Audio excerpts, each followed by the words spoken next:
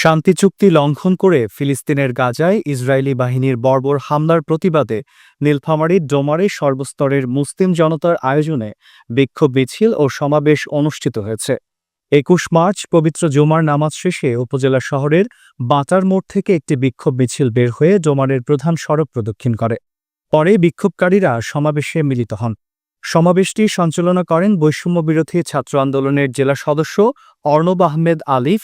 বক্তারা ফিলিস্তিনের নিরীহ জনগণের উপর ইসরায়েলি আগ্রাসনের তীব্র নিন্দা জানান এবং আন্তর্জাতিক সম্প্রদায়ের প্রতি এই বর্বরোচিত হামলা বন্ধে কার্যকর পদক্ষেপ নেয়ার আহ্বান জানান। তারা বলেন, শান্তি চুক্তি লঙ্ঘন করে ইসরায়েল ফিলিস্তিনিদের উপর গণহত্যা চালাচ্ছে, যা বিশ্ব মানবতার জন্য হুমকি স্বরূপ।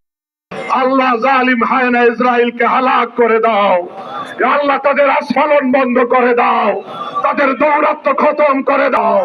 আমাদের ভাই বন্ধুদের প্রত্যেকের ঈমানি জজবাকে কবুল করে নাও। আল্লাহ এদের পণ্য বয়কট করার তৌফিক দাও। আল্লাহ যাদের পণ্য কিনলে তাদের অর্থনীতি ইসলামের শত্রুদের অর্থনীতির চাকা সচল হয়, তাদের পণ্য বর্জন করার তৌফিক দান করো। আমাদের এই আন্দোলন সংগ্রামকে কবুল করে নাও, আমাদের গুনাহ খাতা মাফ করে দাও। আল্লাহ বাচ্চারা কাঁদছে, আল্লাহ এই বর্বরতা তুমি বন্ধ করে দাও, বন্ধ করে দাও। আল্লাহ কুদরতি ব্যবস্থা নাজিল করে দাও।